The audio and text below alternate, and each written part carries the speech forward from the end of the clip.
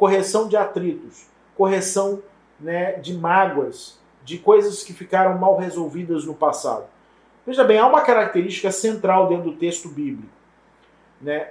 Conflitos entre irmãos. O texto bíblico começa desse jeito, né? Ele começa com a história de Caim e Abel. Então, há um jardim do Éden, ali as coisas pareciam estar fluindo bem até um certo tempo. Quando a primeira coisa, a primeira ação do homem para com o outro ser humano foi um homicídio. Ou seja, Caim matou Abel, um conflito entre irmãos. Depois você vai ter, né, um conflito entre Tubal-Caim e Lamar, né, que também eram irmãos. Lamar é o pai de Noé. Há um conflito, há uma guerra entre eles, né, também é um conflito entre irmãos. Depois você vai ter ao longo da história, você vai ter outras situações, o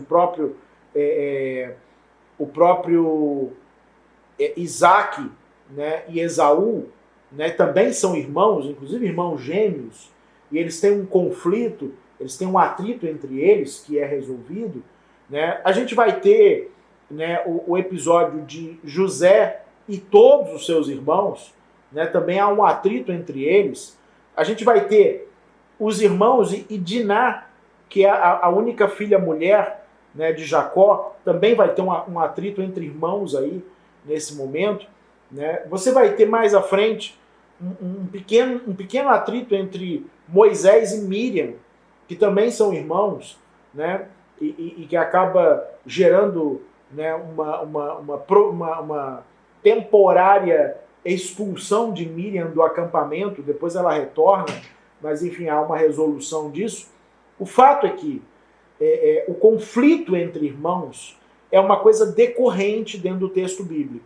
A palavra irmão é uma palavra que indica, não apenas, ela não é usada só para designar consanguinidade, ou seja, filhos dos mesmos pais. Mas a palavra irmão significa o quê?